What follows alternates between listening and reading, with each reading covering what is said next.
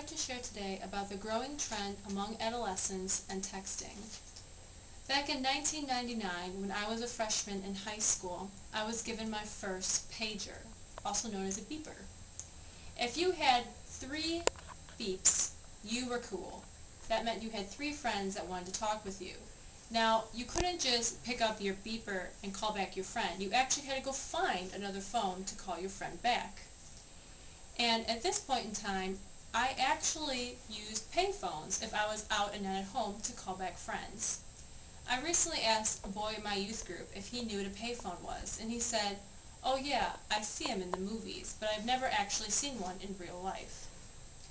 I also did a recent survey of some of the kids in my youth group. There was 14 of them altogether. They were both boys and girls. They were ages 15 to 18, and they lived in Crystal Lake and McHenry County. The average amount of text that they send out in one day was 64. The lowest amount reported by one student on average was 9 to 10 texts going out in one day. One 15-year-old boy had told me that he had his phone removed from him for 2 weeks because he was sending more than 500 text messages in a day. He got in trouble in school for texting back and forth with his friends that were actually in his class. I asked the youth how they would feel if they had their cell phone taken away for one day. All of them said that they would feel lost, out of touch with what is going on in their lives and their friends' lives, and disconnected.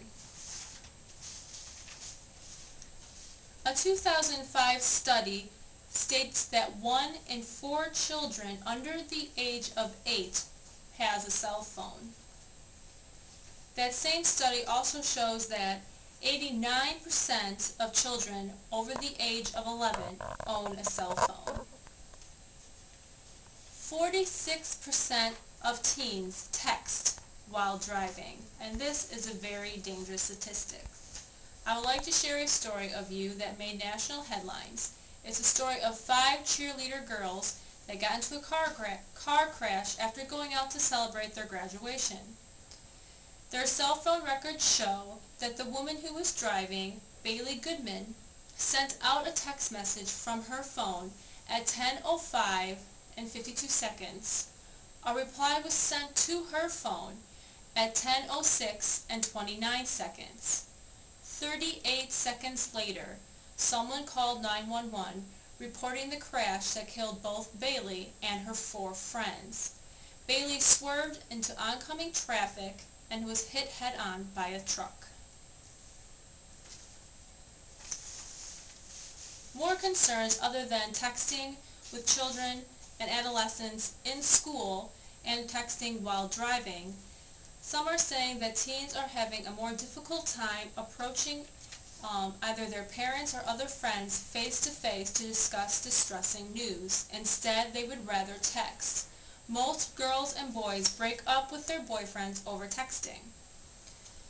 Another problem that youth are facing is that they tend to abbreviate when they're texting, and a lot of parents are concerned on whether or not their children are going to be able to spell.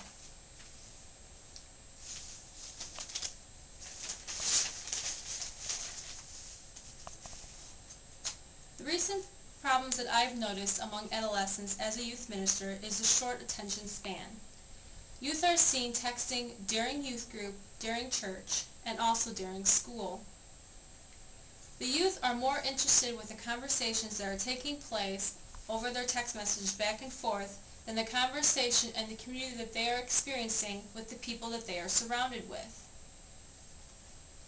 I've also learned that youth are texting back and forth to either their boyfriends or friends or girlfriends and friends naked pictures of themselves.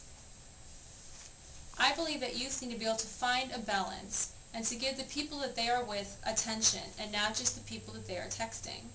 Instant information is not worth more than your life.